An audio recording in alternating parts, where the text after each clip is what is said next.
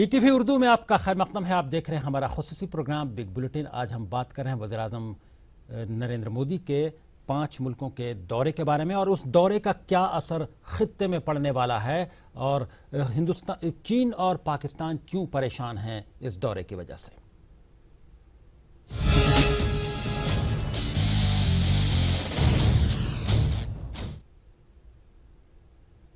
वज़ीर-ए-आज़म नरेंद्र मोदी के अमेरिका दौरे को कामयाब दौरा माना जा रहा है। नरेंद्र मोदी 5 ममालिक के दौरे की तकमील के बाद हिंदुस्तान वापस लौटे हैं। न्यूक्लियर सप्लायर ग्रुप के इन दिनों खूब चर्चे हैं। अमेरिका, स्विट्जरलैंड और मैक्सिको ने न्यूक्लियर सप्लाई ग्रुप में हिंदुस्तान की रुकनीत की हिमायत की है, जो हिंदुस्तान के लिए बड़ी खुशी की बात है। न्यूक्लियर सप्लायर ग्रुप में हिंदुस्तान की शमूलियत को लेकर चीन और पाकिस्तान की रातों की नींद उड़ गई है। पाकिस्तान ने हिंदुस्तान और अमेरिका के बढ़ते दिफाई ताल्लुकात पर तशवीश का इजहार किया है। पाकिस्तानी वज़ीर-ए-आज़म नवाज शरीफ के खारजी अमूर के मुशीर सरताज अजीज़ ने वज़ीर-ए-आज़म हिंद के दौरे अमेरिका पर तबसरा करते हुए कहा कि हिंदुस्तान और अमेरिका के दिफाई ताल्लुकात बढ़ते हैं तो इससे इलाकाई मफादात को नुकसान होगा, जिसका खामियाजा हिंदुस्तान और पाकिस्तान दोनों को भुगतना पड़ेगा। न्यूक्लियर सप्लायर ग्रुप के इन दिनों खूब चर्चे हैं। अमेरिका, स्विट्जरलैंड और मैक्सिको ने न्यूक्लियर सप्लायर ग्रुप में हिंदुस्तान की रुकनीत की हिमायत की है, जो हिंदुस्तान के लिए बड़ी खुशी की बात है।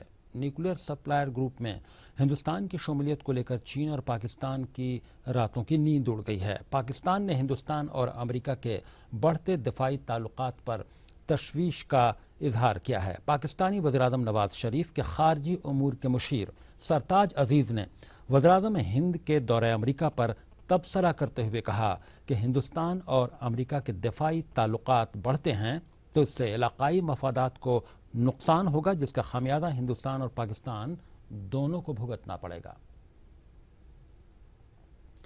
और सरताज अजीज का क्या कहना है इस सिलसिले में, आइए आपको सुनवाते हैं। और अमेरिका के डिफेंस ताल्लुकात जो हैं वो इतने बढ़ेंगे कि उसमें हमारा जो रीजनल बैलेंस है, स्ट्रेटेजिक भी और कन्वेंशनल भी, वो बढ़ेगा। तो हमें, और इस तशवीश को हम तमाम दुनिया से शेयर कर रहे हैं, लेकिन ज़ाहिर है कि हमें अपनी हिफाजत तो करना है। वो हिंदुस्तान के, जैसे मैंने अमेरिका के अपने प्रायरिटीज़ हैं और ज़ाहिर है कि वो उनकी प्रायरिटीज़ के मुताबिक जो कोऑपरेशन करना चाहते हैं उसे तो आप नहीं रोक सकते, लेकिन हमें अपना जो स्ट्रेटेजिक डिटरेंस है या जो भी रिक्वायरमेंट्स हैं वो हम इंशाल्लाह ज़रूर पूरी करेंगे। और हमारे साथ तमाम मेहमान गुफ्तगू में शामिल हैं। दिल्ली से हमारे साथ गुफ्तगू में शामिल हैं बीजेपी के तर्जुमान स्पोक्स पर्सन जफर इस्लाम साहब, आपका खैर मकदम है। फोन लाइन के जरिए गुफ्तगू में शामिल है हमारे प्रोग्राम बिग बुलेटिन में। और प्रोफेसर इश्तियाक दानिश साहब जामिया हमदर्द में आलमी उमूर के माहिर हैं, जामिया हमदर्द से वाबस्ता हैं, वो भी हमारे साथ दिल्ली से गुफ्तगू में शामिल हैं। आपका भी खैर मकदम है। और मुंबई से हमारे साथ कांग्रेस महाराष्ट्र के स्पोक्स पर्सन अल नासिर जकरिया भी गुफ्तगू में शामिल हैं, आपका भी खैर मकदम है। जफर इस्लाम साहब, इस दौरे को किस तौर पर देख रहे हैं कि खास तौर से इस तनाजुर में हम बातचीत करने के लिए आज अपने प्रोग्राम में हाजिर हुए हैं कि पाकिस्तान और चीन परेशान हैं वज़ीर-ए-आज़म के 5 मुल्कों के, और ख़ास तौर से अमेरिका के दौरे के बाद से, और जब से NSG के लिए हिमायत मिली है 3 ममालिक की, स्विट्ज़रलैंड, अमेरिका और मेक्सिको की, तब से भी परेशानियां बढ़ी हुई हैं। इस पर आपका क्या रद्द अमल है जफर इस्लाम साहब? आपकी पार्टी का क्या स्टैंड है? देखिए, ये तो पूरी दुनिया को मालूम है और जाहिर है पाकिस्तान और चीन थोड़े बहुत परेशान जरूर होंगे, इसलिए कि बहुत सक्सेसफुल ट्रिप है इंडिया के हिसाब से। इंडिया के जो भी इंटरेस्ट का था वो सारी चीजें मुकम्मल तौर से हमारे प्रधानमंत्री ने अचीव किया इस पूरे 5 मुल्कों के दौरे में। और उसके साथ साथ उस चीज का, उसको अगर आप देखें तो जिस तरह से अमेरिका ने सपोर्ट किया, मेक्सिको ने सपोर्ट किया और दूसरे ममालिक ने सपोर्ट किया हमारे बीट को NSG में आने के लिए, तो उससे दिखता है कि इंडिया एक का स्टैंड और इंडिया की अचीवमेंट जो है उसको इग्नोर नहीं कर रहा है ग्लोबल कम्युनिटी, बल्कि उसको सराह रहा है और उसको जिस जगह पे रहना चाहिए वहां पर पोजीशन देने के लिए उसको हर तरह के दरवाजे खुलते जा रहे हैं। जी जी। अब जहां तक टेररिज्म का सवाल है और जो रीजनल इम्बैलेंस में जो अभी है, खास के जो इंडियन ओशन के बारे में बात किया था, लोग बात कर रहे हैं पर्टिकुलरली एनालिस्ट, उसको मद्देनजर रखते हुए भी हमारे प्रधानमंत्री ने कई ऐसी बातें वहां पर इनडायरेक्टली और डायरेक्टली कही हैं जो कि हमारे इंटरेस्ट के साफ साफ एड्रेस करता है, और उस चीज के लिए उनको पूरी हिमायत ग्लोबल कम्युनिटी से मिली है। जी जी, हम आपके पास आते हैं जफर इस्लाम साहब। यकीनन ग्लोबल कम्युनिटी की हिमायत हिंदुस्तान को मिली है और हर मोर्चे पर हिंदुस्तान कहीं ना कहीं से बढ़ता हुआ नजर आ रहा है। आपके पास आते हैं जफर इस्लाम साहब, आप फोन लाइन पर बने रहिए। हमारे साथ मुंबई से महाराष्ट्र कांग्रेस के स्पोक्स पर्सन अल नासिर जकरिया साहब हैं। अल नासिर जकरिया साहब, आपकी पार्टी कांग्रेस किस तौर पर वज़ीर-ए-आज़म के इस दौरे को देख रही है, खास तौर से अमेरिका में जब उन्होंने मुश्तरका इजलास को कांग्रेस के खिताब किया और एनएसजी में जिस तरह से हिमायत मिली 3 ममालिक की एनएसजी के लिए? देखिए रजा साहब, जब से वज़ीर-ए-आज़म मोदी जी ने इस देश की बाढ़ संभाली है, पिछले 2 सालों में हर 4-6 महीने में उठते बैठते वो यूनाइटेड स्टेट्स जा रहे। He is going to America with a begging bowl. और ये कोई नई बात नहीं है यूनाइटेड स्टेट्स का जॉइंट सेशन एड्रेस करना। हिंदुस्तान के इनसे पहले 5 वजीर आजम ने जॉइंट सेशन लिया है।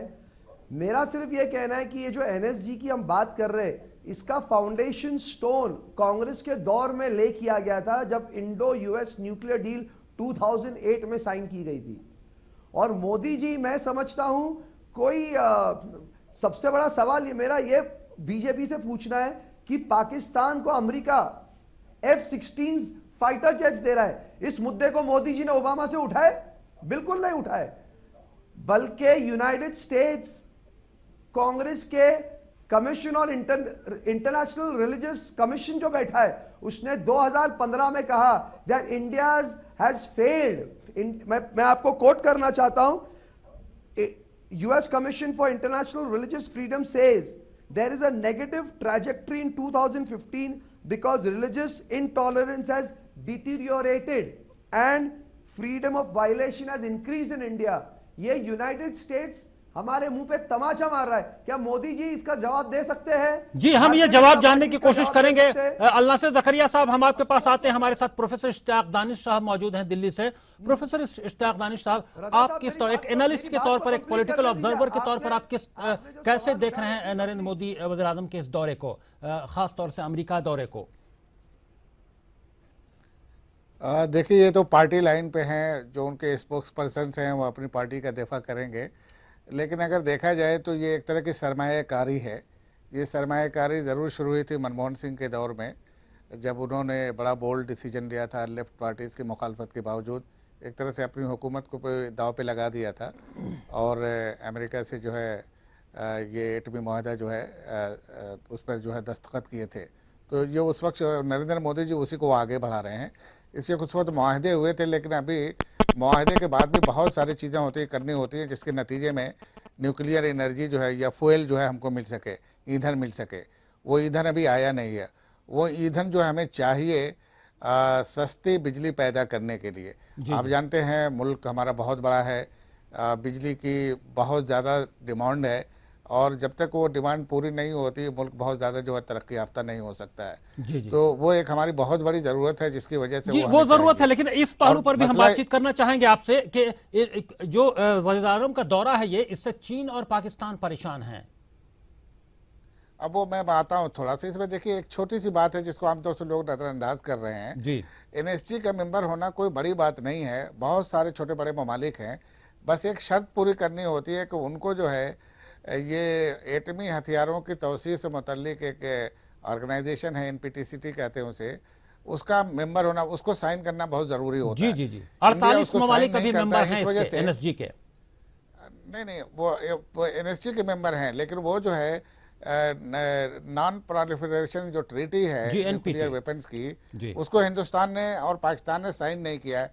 हिंदुस्तान ये कह के जो है साइन नहीं करता है कि ये अनइक्वल है, बरतानिया वगैरह जो एक्सप्लोजन कर सकते हैं हमें नहीं करने दिया जाएगा, और पाकिस्तान कहता है कि अगर भारत कर दे तो हम करेंगे। तो ये इसकी वजह से इनका एनएसजी का मेंबर बनना जो है मुश्किल था। अब उसको ये है कि अमेरिका ने दबाव डाल के कहा कि भारत को मजबूर न किया जाए, उस माहदे को साइन करने की शर्त हटा दी जाए। और उसी का चीन फ़ायदा उठा रहा है कि जब दुनिया के सारे ममालिक के लिए ये शर्त है कि जब तक एटमी हथियारों की तौसीह के माहदे, अदम तौसीह के माहदे पर दस्तखत नहीं करेंगे वो एनएसजी के मेंबर नहीं हो सकते। तो वो शर्त जो है भारत पे लगाई जाए। समझ रहे हैं, इसकी वजह से चीन मुखालफत कर रहा है जी जी। और यही उसके पास एक हथियार भी है। तो चीन की परेशानी जो है वो इस वजह से नहीं है कि भारत उसका मेंबर बन जाएगा और वो उसके वो हो जाएगा। चीन की परेशानी ये है कि अमेरिका में खुल्लम खुल्ला लोग कह रहे हैं कि भारत को साथ लेके चीन का मुकाबला किया जाए, इसलिए कि अमेरिका में ये अप्रीहेंशन पाया जाता है कि चीन जो है सोवियत यूनियन की जगह लेने जा रहा है और जो आलमी तिजारत है वो अभी तो अमेरिका के बराबर नहीं आया नहीं, लेकिन बहुत तेज़ी से वो अमेरिका के बराबर आता जा रहा है और अगर ऐसे ही बढ़ता रहे तो वो अमेरिका को जो है पीछे ढकेल सकता है। जी। तो अपनी आलमी तिजारत में यानी अपनी हिंदुस्तान नंबर को वन एक की पोजीशन स्ट्रेटेजिक को बरकरार पार्टनर के रखने तौर पर लिए खित्ते में अमेरिका समझ रहा है और जी इस जी वो जी बल्कि इसी तरह से जी हिंदुस्तान इसी बुनियाद पर जी ये रिश्ते आगे हिंदुस्तान भी बढ़ इस रहे चीज़ को समझता है। हैं। जी जी। हिंदुस्तान भी इस चीज़ को समझता है, तो दोनों अपने मफादात को सामने रख के जो कदम बढ़ा रहे हैं, अमेरिका के भी अपने मफादात हैं उनको सामने रख के हिंदुस्तान की तरफ कदम बढ़ा रहा है और हमारे भी अपने मफादात हैं। हम भी जानते हैं कि हमें एनएसजी के मेंबर होने से बहुत ज़्यादा फ़ायदा है, इसलिए कि बहरहाल न्यूक्लियर ईंधन जो है, एटमी ईंधन हमारे पास कम है, जिसकी वजह से जो है हम बहुत ज़्यादा जो है ये एटमी तवानाई के जो है बिजली पैदा करने के प्लांट नहीं लगा पा रहे हैं। अगर वहाँ से हमें ईंधन आने लगेगा तो ये प्लांट बना सकेगी, हमारा उसमें फ़ायदा है। और उस पर न्यूक्लियर जो है वो आदम तवसी का जो माहदा है उस पर सिग्नेचर किए बगैर हम ये हासिल करना चाह रहे हैं, तो ये हमारा है फ़ायदा उसमें। इस फ़ायदे के नुक़्ते नज़र से हम बढ़ रहे हैं। चीन का इसमें नुकसान ये है कि भारत और अमेरिका दो बड़े मुल्क जो है अगर साथ मिल जाएंगे तो उन दोनों का मुकाबला करना उसके लिए मुश्किल होगा आलमी तिजारत में। जी यकीनन इस वजह से वो चीन जो की इसमें परेशानी मुखालफत यहाँ कर पर रहा है कि अमेरिका और हिंदुस्तान साथ मिलकर कहीं ना कहीं से चीन को कंटेन करने की कोशिश कर रहे हैं। हमारे प्रोग्राम में वक्त हो गया है एक ब्रेक का। ब्रेक के बाद आएंगे तो गुफ्तगू जारी रखेंगे। हमारे साथ जफर इस्लाम साहब बीजेपी स्पोक्स पर्सन मौजूद हैं और अल नासिर जकरिया साहब मुंबई से हमारे साथ गुफ्तगू में शामिल होंगे और प्रोफेसर इश्तियाक दानिश साहब का हम यहाँ पर शुक्रिया अदा करेंगे आपका हमारे प्रोग्राम में शामिल होने के लिए। प्रोफेसर इश्तियाक दानिश साहब बहुत बहुत शुक्रिया। फौरन हाजिर होते हैं और गुफ्तगू को आगे बढ़ाएंगे।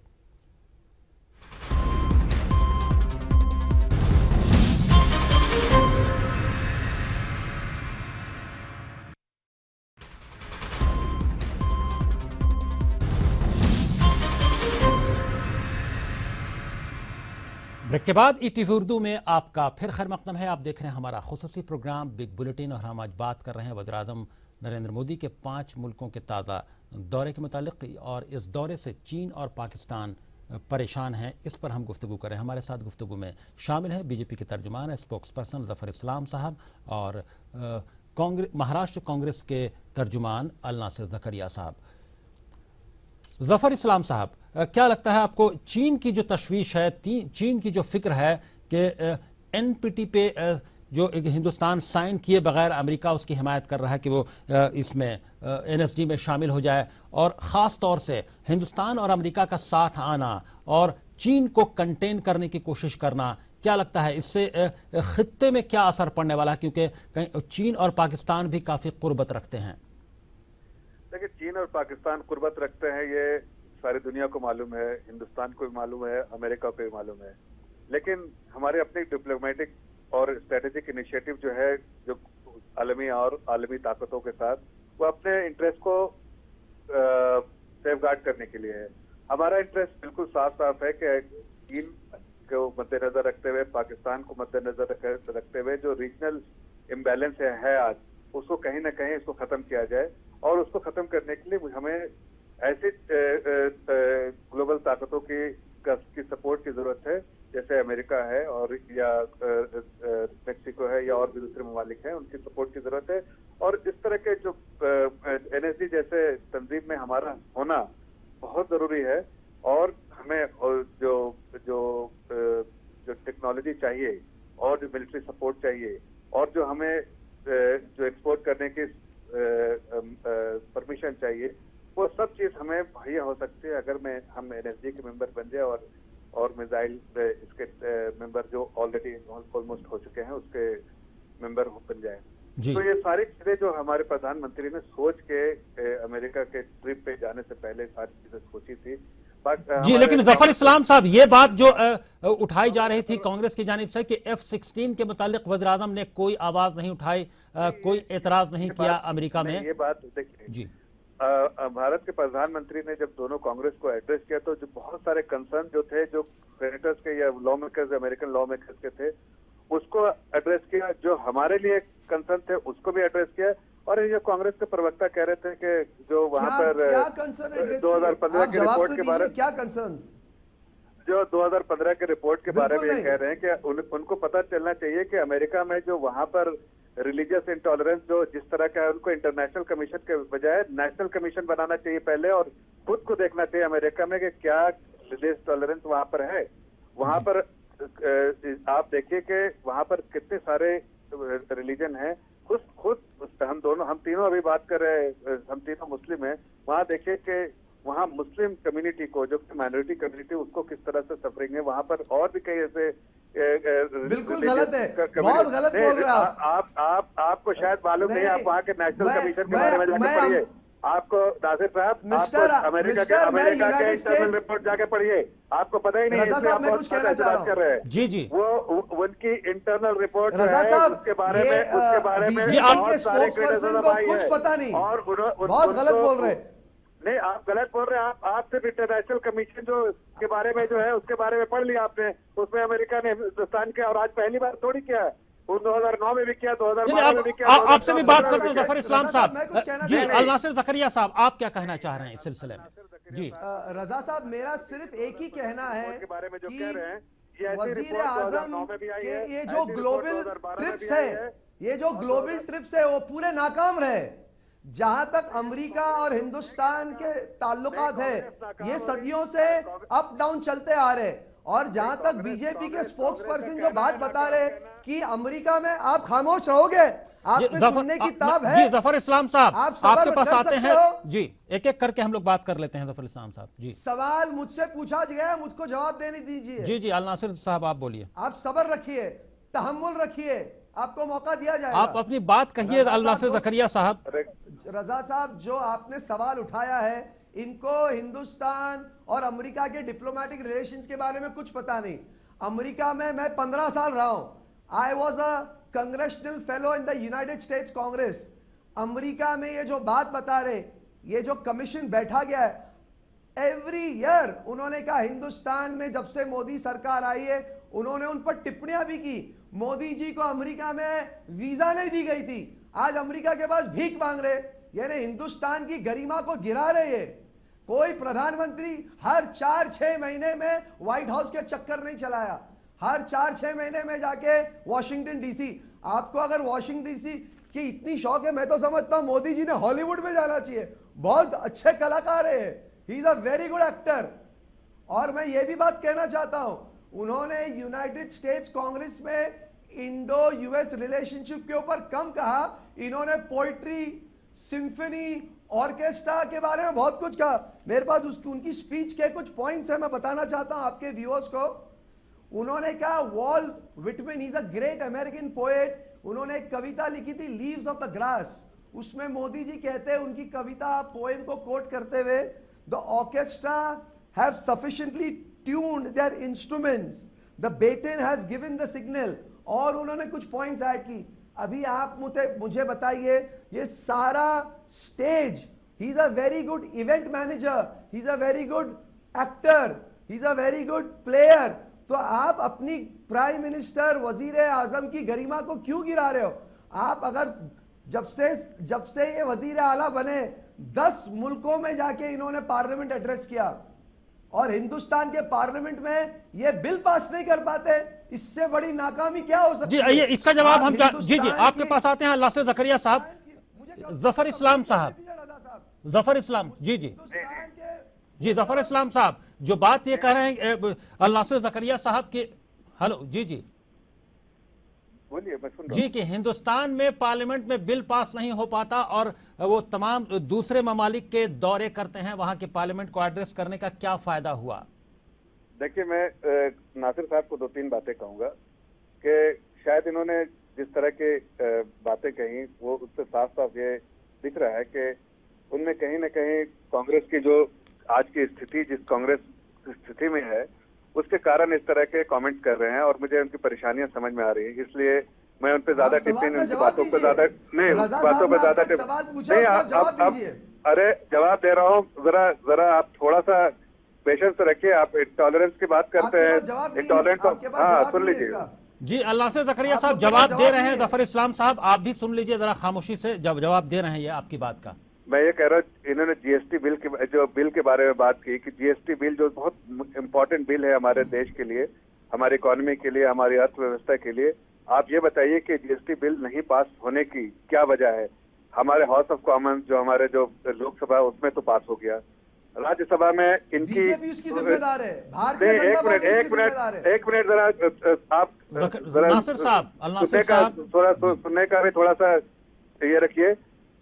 जीएसटी बिल जब 2000 पहले जब आज के जो प्रेसिडेंट ऑफ इंडिया है, जब उन्होंने पेश की थी इसको पार्लियामेंट के फ्लोर पे, या फिर चिदम्बरम जी ने जो पेश की थी, तो उन्होंने ये कंडीशंस नहीं डाली थी कि जो कंडीशंस आज इन्होंने कहा है कि 3 कंडीशंस हमारी मान लीजिए, इसलिए कि वो अगर जीएसटी बिल में वो कंडीशन मान लिया जाए तो GST bill of no consequence होगा। जी जी। जो उन्होंने एक रेट पर बताया है कि उस रेट को हर बार चेंज करने के लिए पार्लियामेंट के दरवाजे खटखटाए जाए और उसके बाद उसमें चेंजेस की जा सकती है, शायद नहीं पॉसिबल है। ये एग्जीक्यूटिव डिसीजन होना चाहिए और इसलिए हम लोग उस चीज के लिए बार बार इनसे रिक्वेस्ट कर रहे हैं कि एक ऐसे अपोजिशन, रिस्पॉन्सिबल अपोजिशन की तरह बिहेव करके इसका भी जवाब मांगते हैं, मुख्तसर में जानना चाहेंगे इसका जवाब। जी जी, क्योंकि वक्त की तंगी है, मैं जवाब जानना चाहता हूं अल्नासिर ज़करिया साहब की। कांग्रेस ही इसके लिए जिम्मेदार है, ये बता रहे हैं जफर इस्लाम साहब कि बिल पास नहीं हो पा रहा है पार्लियामेंट में। ये बहुत गलत कर, इनफैक्ट इन्हें पता नहीं है, मोदी जी ने यूनाइटेड स्टेट्स कांग्रेस में on the floor of the house, on the floor of the house उनका स्टेटमेंट है कि हमारे मुल्क में we have a very good bipartisanship. इनको उनकी पार्टी के बारे में कुछ पता नहीं, प्राइम मिनिस्टर क्या कह रहे कुछ पता नहीं। Modi ji has gone on the floor of the house and said we have a very good bipartisan relationship. उन्होंने एक्नॉलेज किया, उन्होंने तस्लीम किया कि ऑपोजिशन भी हमारा साथ दे रही है। आप क्या जवाब दे रहे हो? मेरा तो सिर्फ यही कहना है। चलिए, कुल मिलाकर दो पार्टियों के तर्जुमान ये बात मानने को तैयार नहीं है यकीनन कि वज़ीर आज़म का दौरा कैसा रहा। वज़ीर आज़म का दौरा बीजेपी का दावा है कि बहुत सक्सेसफुल रहा, बहुत कामयाब दौरा, वहीं कांग्रेस इसे मानने के लिए तैयार नहीं है। अब इसका फायदा कितना होता है मुल्क को, इसके लिए हमें इंतजार करना होगा। हमारे प्रोग्राम में हमें खत्म करने का वक्त हो गया है। हम दोनों मेहमान का शुक्रिया अदा करेंगे, जफर इस्लाम साहब और अल्नासिर ज़करिया साहब, हमारे प्रोग्राम में बिग बुलेटिन में शामिल होने के लिए। आप दोनों का बहुत बहुत शुक्रिया। बिग बुलेटिन में अभी बस इतना ही। अब खालिद रजा को दीजिए इजाजत, मगर आप देखते रहिए ETV उर्दू।